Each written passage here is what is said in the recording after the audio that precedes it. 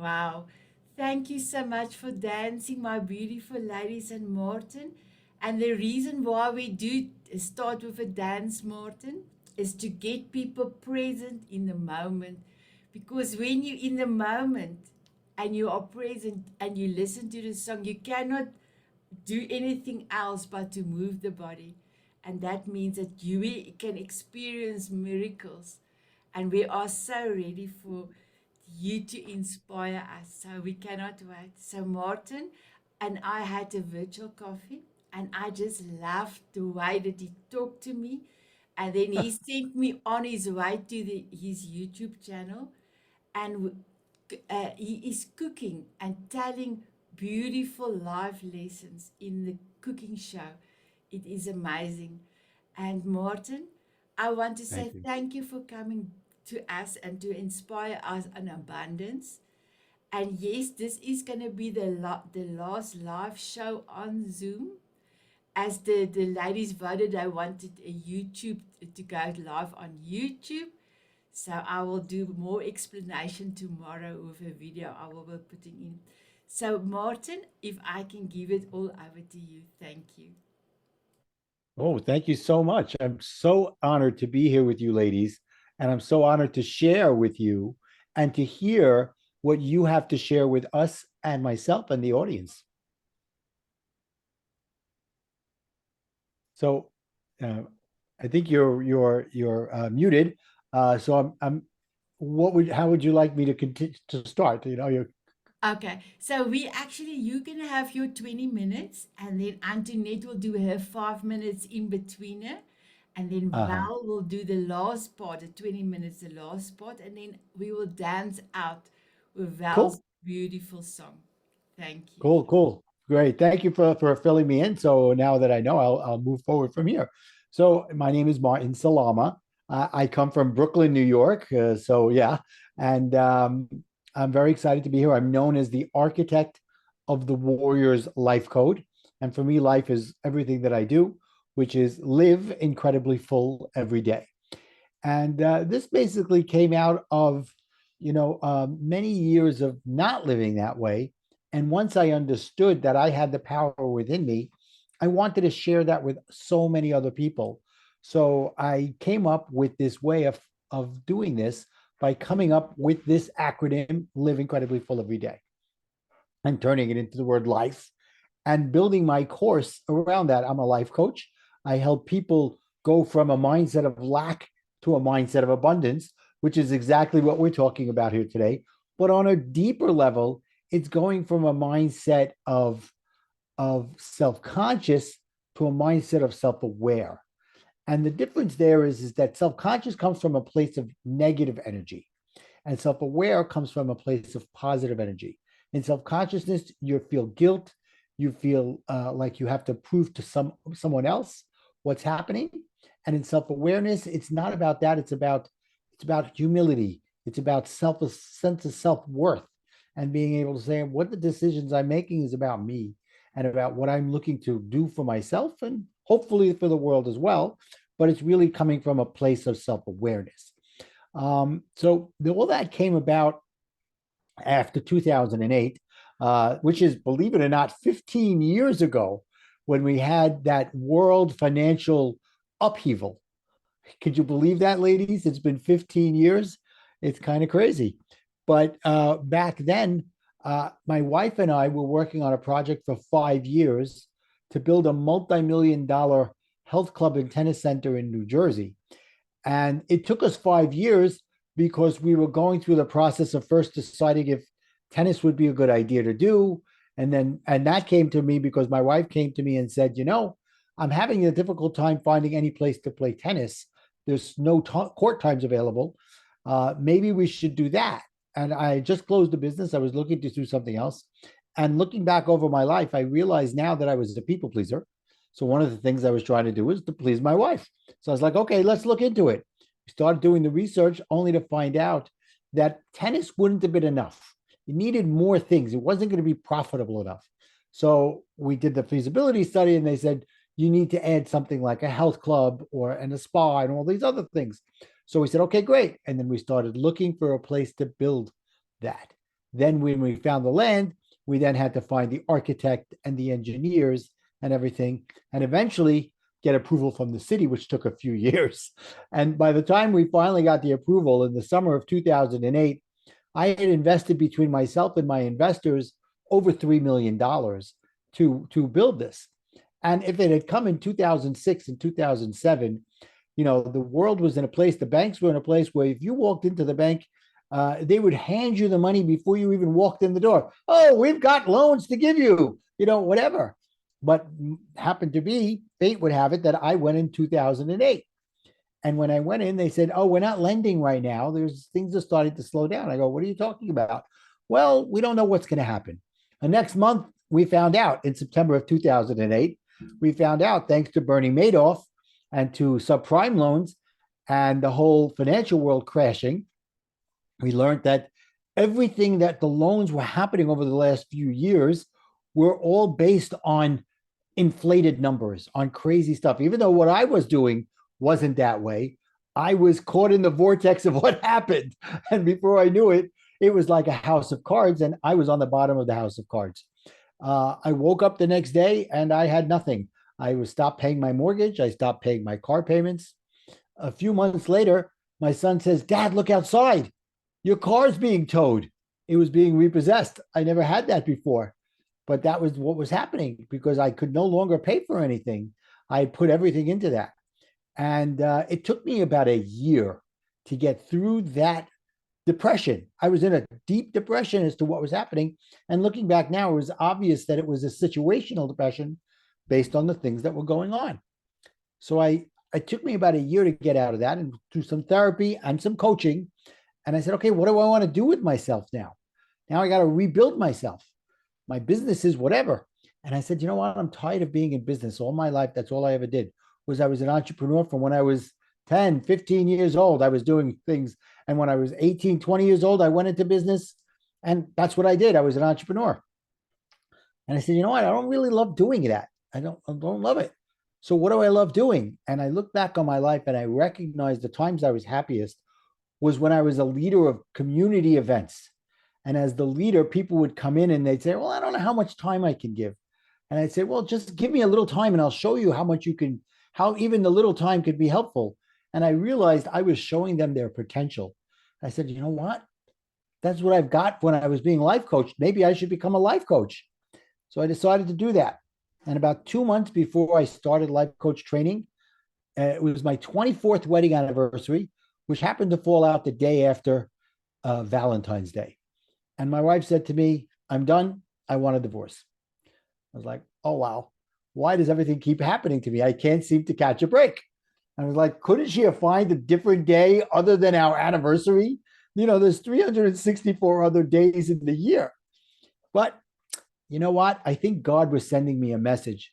You want to go to life coaching? Here's a good reason to go. You want to be down? You think you need to help other people? You got to figure yourself out first. I was at a low point. And before I went in, I said, okay, I'm going to give it everything I got. I'm going to go in and be ready to change whatever needs to happen to myself so that I can help my clients as that's what I wanted to do. And they gave us some books to read. And one of them was a book by a gentleman named Don Miguel Ruiz. It's called The Four Agreements. I don't know if you ladies ever read that book. It's really an unbelievable book. And one of the agreements is don't take anything personally. I was like, wow. It's something that people have been telling me my whole entire life.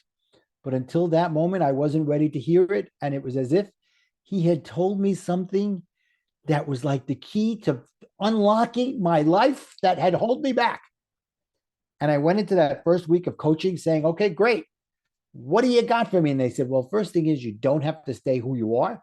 You could be whoever you want to be. And I realized that I was a people pleaser, like I said earlier. And with that came other things.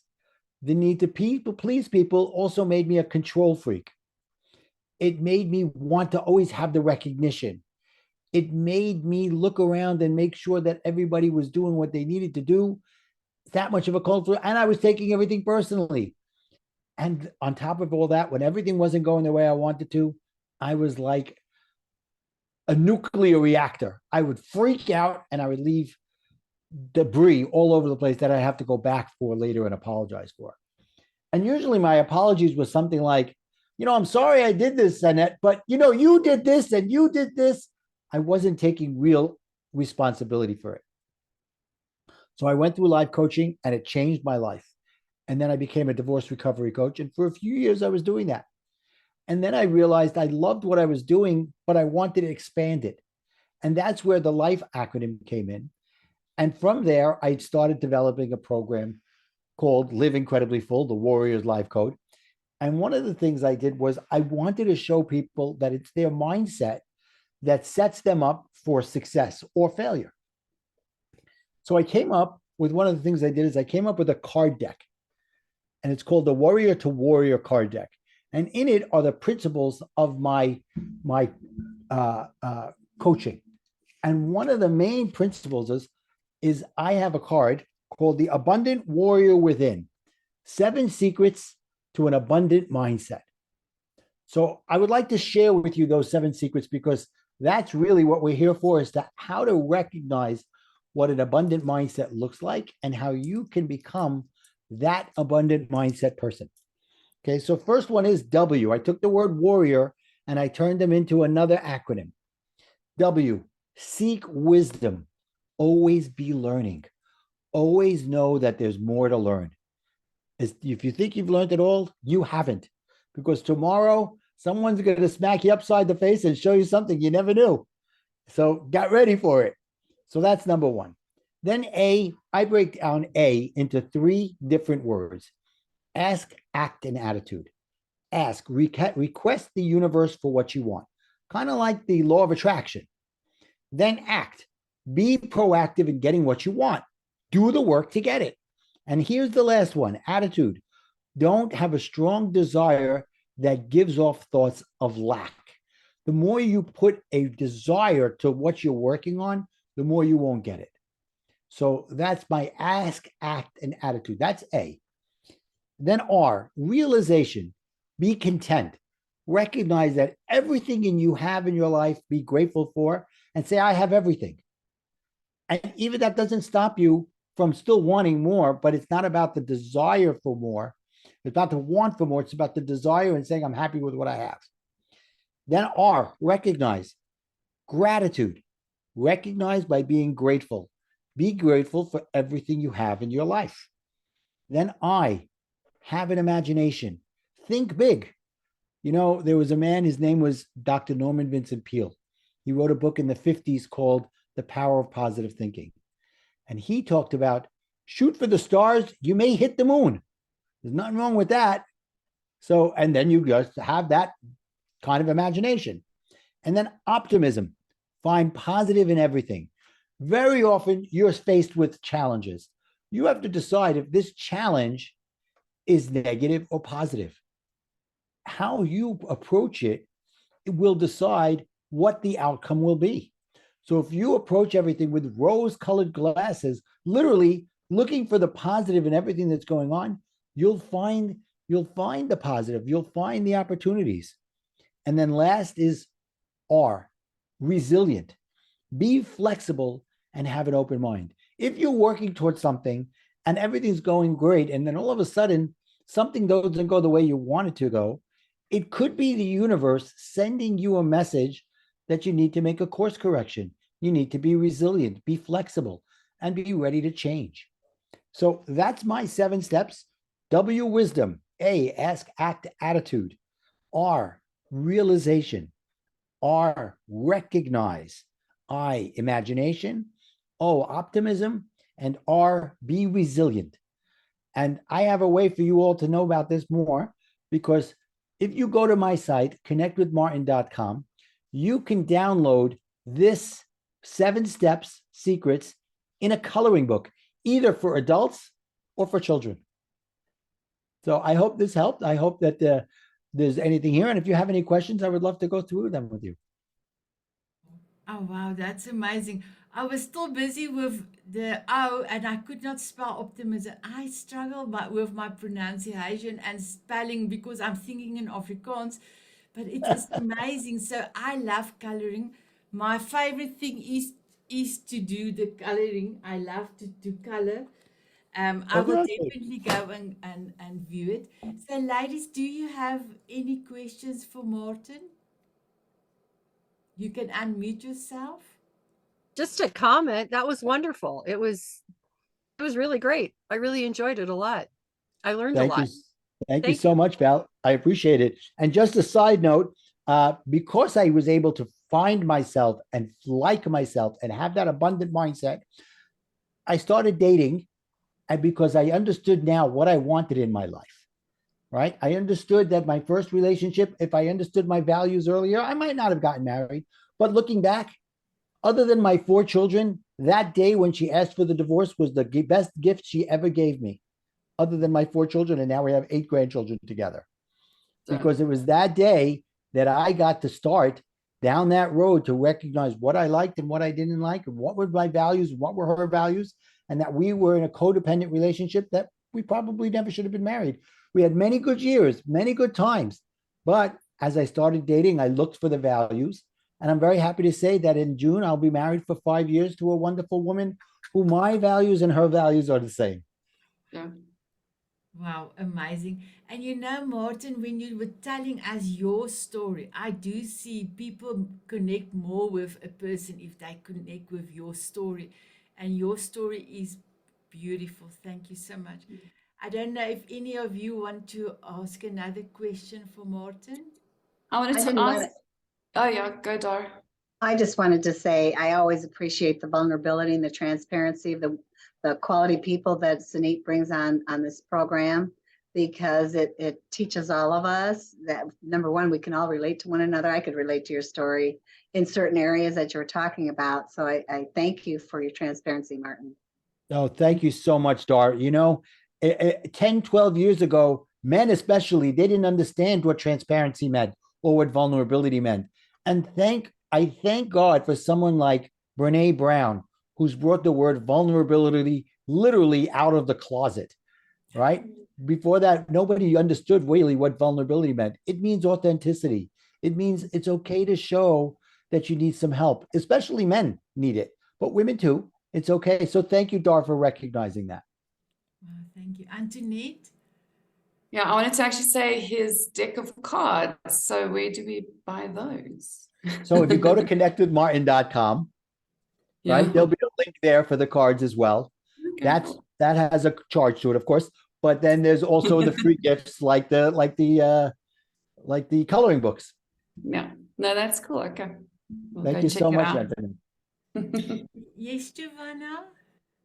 Hi, Martin. Hi, everyone. I just want to say, Martin, that was great. And I know for me, I can totally connect to what you're saying because I'm a life coach myself and I use the acronym RAINBOW and I have many of the same words. So I know that, that your message is very clear to a lot of people because it truly connects with who we are and the changes that we need in our lives to become the better version of ourselves. Oh, So thank you thank so you much, for Giovanna. That sharing. means so much to hear you say that. Thank you. Thank you, Giovanna. So, Martin, you are welcome to stay and listen to Antoinette and Val. You will find both of the ladies have amazing stories to Oh, tell. I'm definitely staying. Thank you. So, my beautiful ladies, are you ready to be inspired by Antoinette? So, maybe I can just ask Giovanna if you can put your hand down, then she will go to the top part. Sorry. No, it's okay. So, my beautiful Antoinette, I am so proud of you. You are one of the ladies that, when I spoke to you the first time to say, come and share your story for 5 minutes, and you were hesitant, and I told you, but I see more in you than you see in yourself. And you trust me, and you came, and this is your second time. So I just want to say for me, and I know I'm going to be tearful, but for me, this was the reason why I wanted to do this Diamond Beauties Forever group and why I wanted this Power Hour show. For everybody to know that they have a voice and they are allowed to say what they want to say. So I am going to give it all over to you, and I'm so proud of you. Thank you. All right. Hi, everyone. My name is Antoinette. I am, my business is called Begin Within Coaching, but I'm actually also a photographer. So I've been a photographer for 10 years, and the coaching is new to me, but I'm enjoying it thoroughly. All right. So I'm actually coming with someone else's story. And the reason why I've done that is I did have my story last week, but then I came across this guy called James Altucher. Now, I don't know, the Americans probably know him better than the South Africans, because it's the first time in my life that I heard of him. But he does this amazing thing every day, and that's what I really wanted to share with you guys. It's a glimpse in his life. I don't know him. I don't know what his views are on life, but I really thought this was quite amazing. It's something I want to implement in my life at the moment. So James Altucher, I hope I'm saying that correctly. Every day he writes down 10 ideas, and he chooses a topic, and he sees this as gymming his mind. He writes down 10 ideas, and with whatever topic he goes, he says the first 7 is quite easy. It might be business related, it might be personal. But he writes down these ideas, and when he gets to 7, 8, 9, it gets a little bit more difficult. And that's when he knows he's like, working that muscle. And then what he does, and this is where the abundance comes in, is he doesn't just do this for himself, getting ideas for himself every day. He will think of ideas for other people. So he might, be inspired by someone, and he would then think about ideas how to maybe improve their business, or an idea of writing a book. And he would email them and say, hey, you should really write this book, give them the title, say you'd be really great at that. Or I'd love to read something like that about, that you've written. And he would say, no obligation to email me back, no obligation to put my name anyway, no obligation to even say anything about this. You go do you if you want to run with this idea. And I just thought how amazing that is, abundantly writing ideas for himself, but he doesn't hoard, because abundance can't be hoarded. Abundance is like breathing. It needs to come in, it needs to go out. And so he gets these ideas, but if it's not for him, he gives it back, and he gives it to the people who needs it.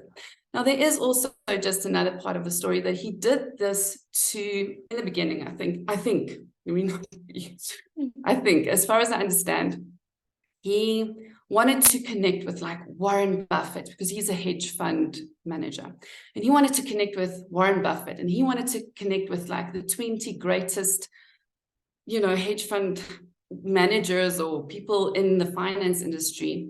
And he wanted to have a cup of coffee with them. And nobody would say, hey, yeah, sure, let's go for a coffee, because he was going to pick their brain and what was in it for them. And so he started finding 10 ideas for their businesses, and he would send it to them. And whoever reached back was, that's how he got back, is whoever reached back, that was who he was supposed to connect with. He has been on Google. He's spoken for Google. He's spoken for Facebook, as far as I know, quite a few social media things. And that's how he became quite a big speaker. It's because he's been giving so much, he abundantly receives back. So I thought, okay, cool, that's amazing. I really like that idea. So I wrote down, where is it? My 10 ideas about abundance. So I'm just going to quickly read them out. Abundance is found everywhere, all around me. Abundance is my birthright. Scarcity and lack is man-made and fear-based marketing tactics. Abundance is like breathing air. It is free. It moves to me and from me. As I give, I receive. You either know you have abundance or you don't. You can't sort of have it or sometimes have it. You do or you don't have it. We create our own limitations in our minds abundance is limitless and infinite. True abundance is created by working together with other people who long to help each other succeed and thrive. Abundance cannot be stored or hoarded. It always wants to flow. And gratitude is the key to unlocking the secrets of abundance. So that's my 10 things. There's not things I magically, thought up. My first time I did the 10 ideas. It definitely is things that I've received and have heard before. I was quite amazed that I knew so much about abundance. So, and then I just wanted to share one last thing. I don't know where I am time-wise. But if you don't believe me that this 10 ideas could work for you, I'm sure this is not the only thing James does, just by the way. I'm sure he does many other things, and he seems like quite a smart guy. But James' his net worth is $50 million. I think that's quite substantial, right? He is the manager of a hedge fund, hedge fund manager, entrepreneur, author, podcaster, venture capitalist. He has founded or co-founded at least 20 companies and has also published 20 books. And then he has also been, in partnership with other people in writing books. So I just thought, so of me sharing his story, I almost feel like that's now abundantly sharing someone else's story. It's not about me. It's about, wow, what an amazing idea, and how amazing it would be to just give more, share more, not hoard. And just know that, abundance is everywhere. So what do you think about that, Sanet? Wow, I love it. I love it. I'm so proud of you. And when you were talking, I thought, God have put me on this planet to lose the weight first and find myself also, Martin. I lost a lot of weight and find myself. Started with the Diamond Beauty, started with the Power Hour. Never knew a few years ago I will have my own TV show. So yes, I do believe if we can lift each other up and just want to have the best for other people, then you are rewarded with so much gratitude. So I love it. Thank you so much. Do any of you have a question for Antoinette? So thank you, Auntie. Oh, I'll say thank you. Thank you so much. And I'll just say thank you so much as well, because truly, when you feel an abundant life, more comes into your life, but you have to share it.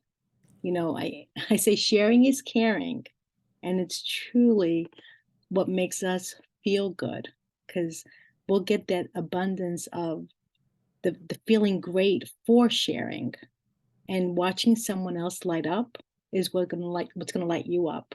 So thank you very much. That was I'm definitely gonna steal everything you said. Thank you. Oh, thank you, Giovanna. Thank you, Antoinette. I appreciate you and I just love you. Thank you so much. Val, now it's all over to you. Oh, sorry, Val, can I just have one question for Antoinette? Antoinette, can you tell us why you choose your forever song, that one? I think, oh gosh, okay, Sanet. Why that's it's actually been a song for a while. I tried to choose another one and I just couldn't think of anything else. Whenever, I don't know, that song uplifts me. I don't know, I feel like I'm alive, I'm here, and I've got the power. I don't know, there's just something about it that just, since I went for coaching myself and transformed my life, that was one of the songs, I guess, that was pinnacle, or was very, like, I listened to it quite a bit, and I just can't, I think, move away from it. There's no other song that is better for me in a way. If I feel terrible, I just put that song on and I feel amazing. And especially if I sing it with my son, who now also we've got this little connection, and I can be feeling horrible and he plays it on my phone in the car, and then I just feel that smile coming up and I know, okay, cool, it's gonna be okay. let's do this. I'm alive. And your song has got beautiful words, powerful words. So it's amazing. Very powerful words. So Yeah. thank you. And thank you for trusting me with your Forever Song process. Thank you. Yeah, thank you. And I actually sang the song before we came on. And I was like, okay, believe, believe, believe, because that's my anchor word that we put in. Believe, believe, we've got this, believe. So when we sang it again, I was like, okay, yes. It's quite awesome that you did decide to play Oh, that as well, well. So thank I'm, you. I'm so proud of you. Thank you so You much. prepared me well. Val, now it's all over to you. I want to say thank you. It's the third time that you came to the Diamond Beauties.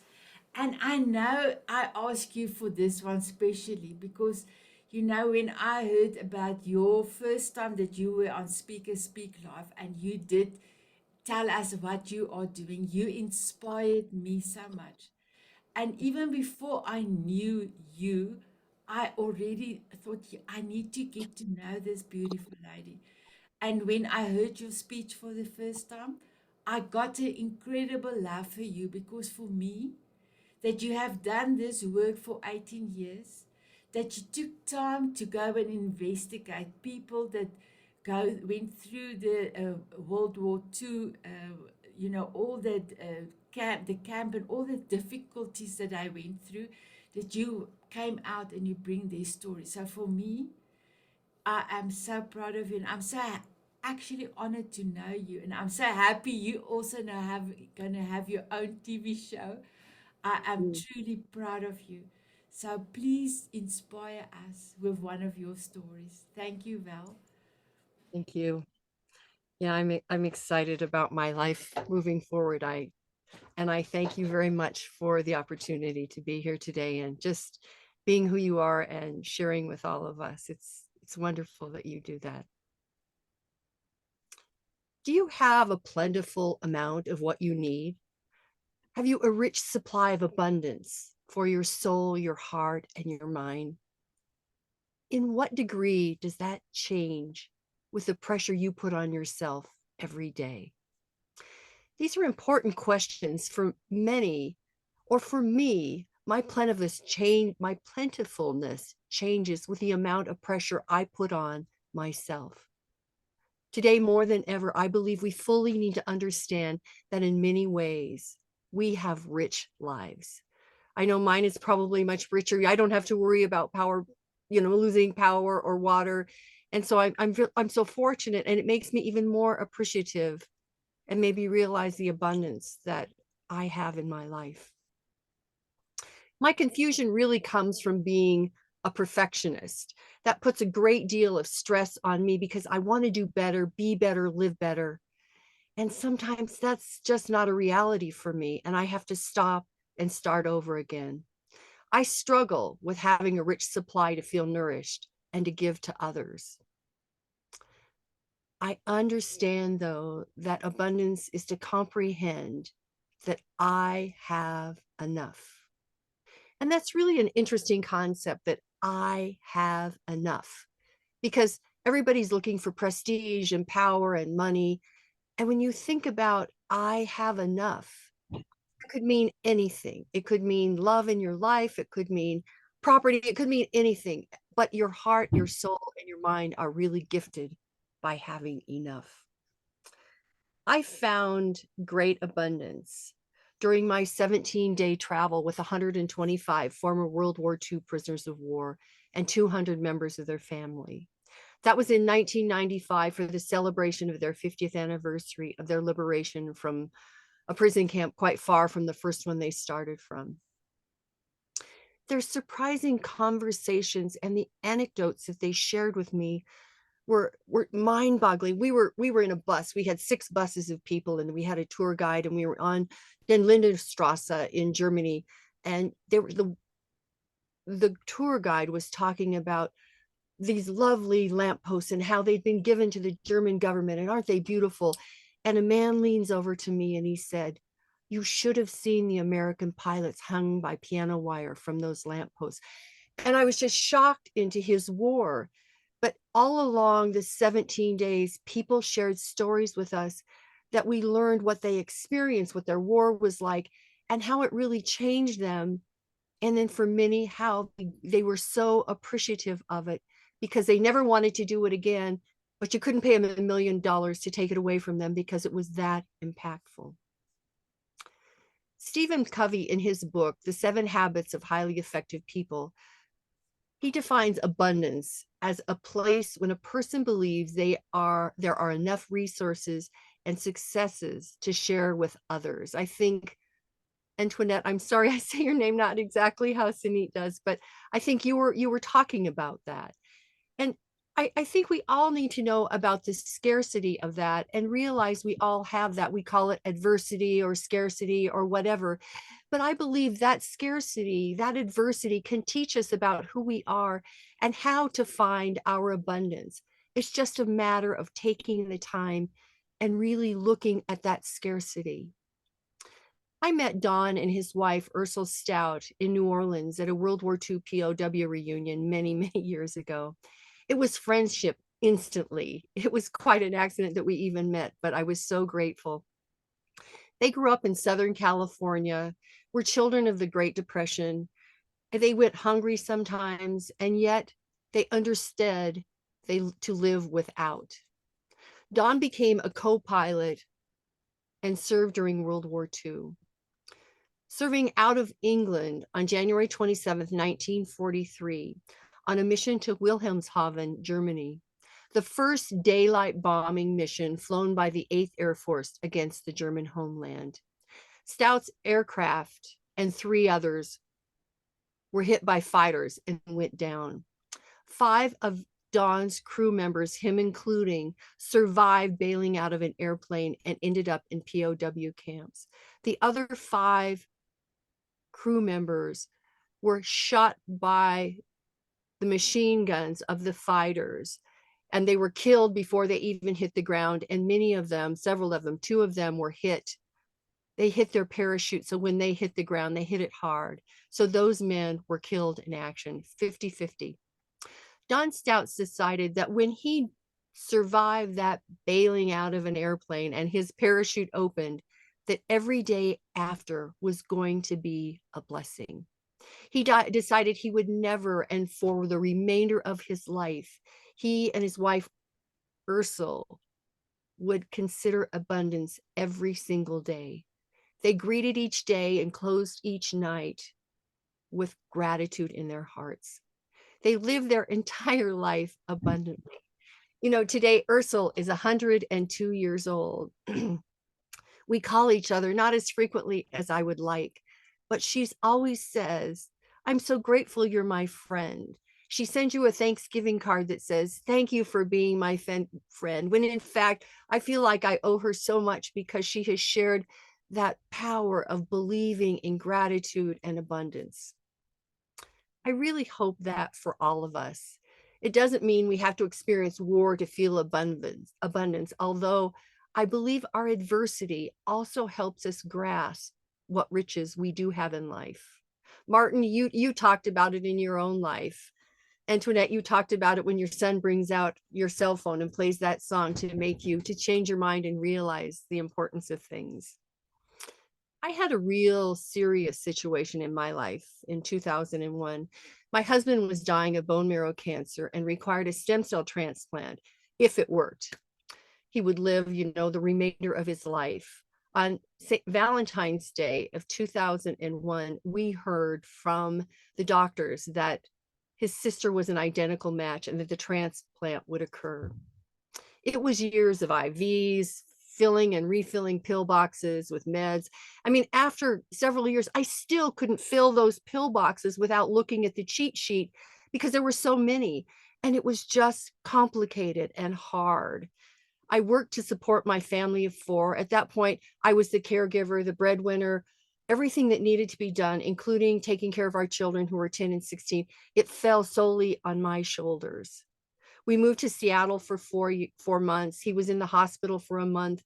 And then he was so not himself for 2.5 years. He was like a zombie. And I can remember the first day he made a joke. And my daughter said, Mom, did you hear that? He made a joke. I can't believe he's coming back. And just when we thought things would be good, something would go very badly. And it was just seesaw up and down and back and forth. And I was so depressed by all the pressures on me. I decided I would kill myself, have an affair, or plant flowers. Well, you see that I'm here today. So what do you think I did? They're not blooming outside, but they're coming up. So that's a good thing.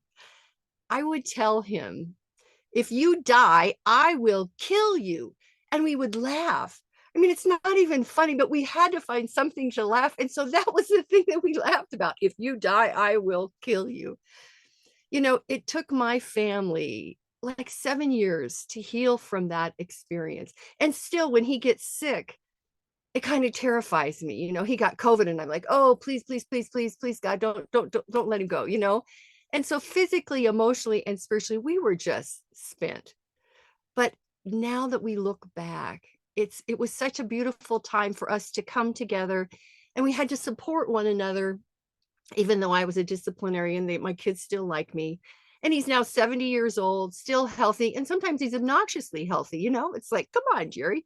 But that was a profound lesson for all of us. But it truly made our lives so much richer and more abundant because we had to go through it together and then step back and look at it. Instead of it being so horrible, it became something that we could laugh about and make fun of things because, you know, it was sort of being sacrilegious, but you had to do that. So here are some steps that I have for an abundant mindset. Actually, Martin, I like yours better, but I'm going to give you mine. So you can take them if you like them. And if you don't, that's fine as well. Live an unlimited, full, and satisfying life. Yes, there will be adversity, but there's nothing better than unlimited, full, and satisfying life. I have been working on the World War II POW project for 28 years, and I am finally going to get to share those stories to the world, with the world, in a matter of weeks, and I can hardly wait. Oh, I'd love to tell you. If we have time later on, I'll tell you the story, the first one.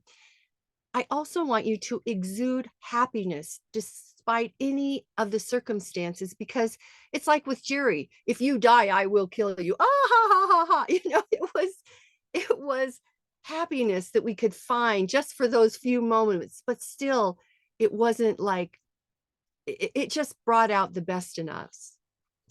Feel plentiful, be creative, and inspired every day. I was a graphic designer, I was a dental hygienist, I was a house painter, and now I'm a speaker, and I'm speaking about the men I love and have had spent so much time with, and I am so grateful for that opportunity. And so I get up and I'm inspired. I come to my war room and I work and I work and I work, and I never tire of it. And then I go play and play and play. Also, create memorable and meaningful life experiences. And it doesn't have to be big things. We went to dinner with our friends on Saturday night and we laughed so hard. We just had such a good time that I will probably always treasure that. So to be able to do that and think about that and find those things, I make fun of myself at the grocery store to people I don't know just because it makes them laugh and it makes me feel good. And so I try hard to find any way that I can do that for others. We also need to feel secure and confident in our endeavors and create successful outcomes. And you never know where that's going to come from. And my life song talks a little bit about it. The last few words he says, I hope, well, we may not get there, but when you hear his song, I think you will really, really appreciate what he teaches. I want to remind you and myself that we are who creates the abundance in our life.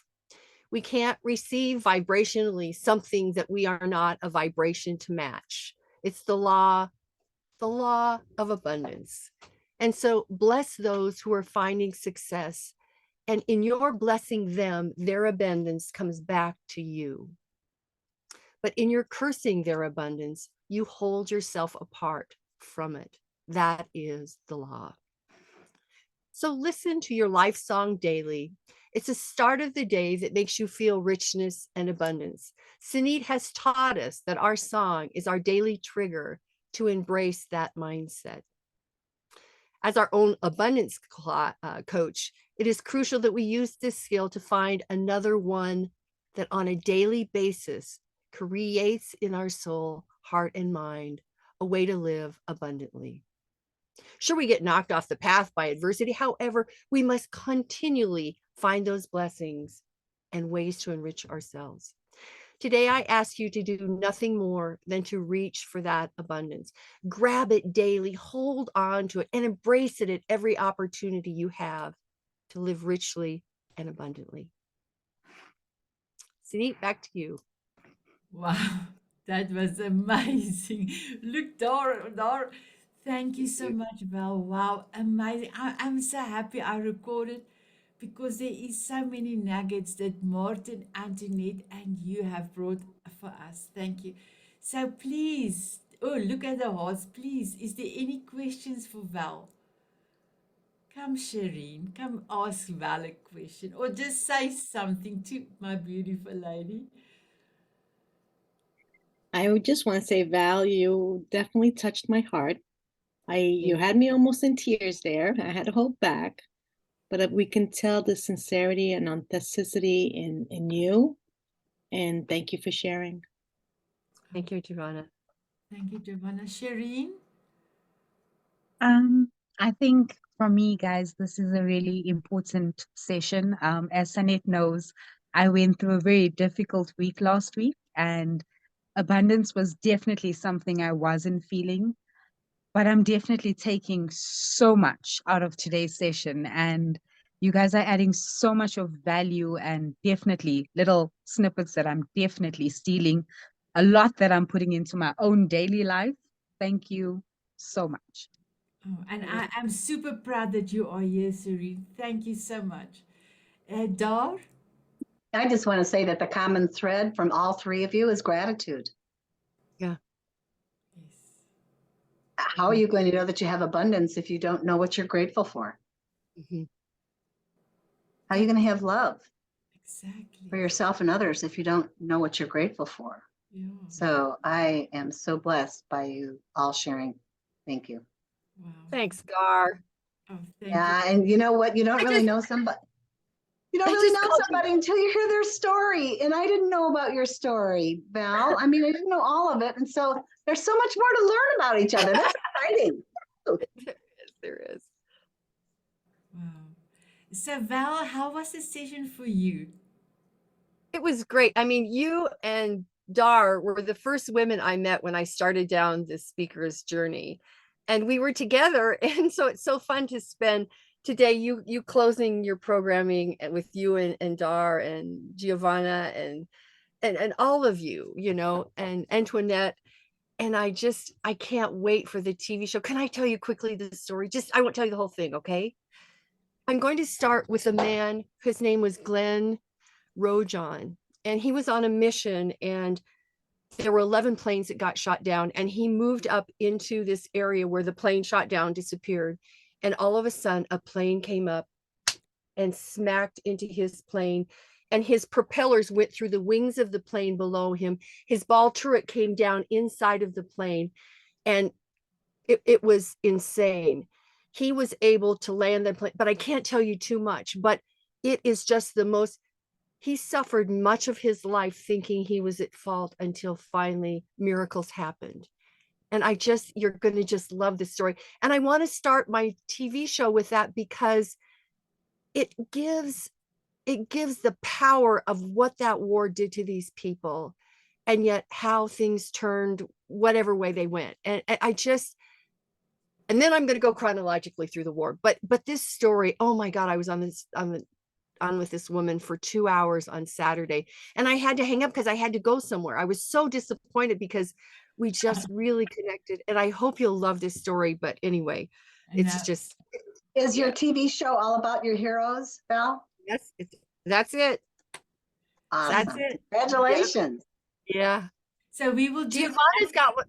Yeah, so What? we will do the advertising on the Diamond Beauties because Val is one of the experts on the Diamond Beauties. We will definitely promote her show. And Giovanna, when she starts with her show as well, we will promote it there so that the ladies can go and look for that. So before I play Val's Forever song, Antoinette, how was the session for you? Yeah, it was lovely, and I think quite a good ending, like a really strong ending for you. I think today, just everybody had really good stuff. I really enjoyed Belle's stories and Martin's, and yeah, I'm just happy to be here, guys. I'm just always happy, okay? So Thank yeah, I'm grateful. I'm very grateful. I feel like what Doris said was actually quite important. Like it's impossible to see abundance if you are ungrateful. If you cannot see anything to be grateful for in your life, like that's what I realized. Gratitude was the first turning point in my coaching journey.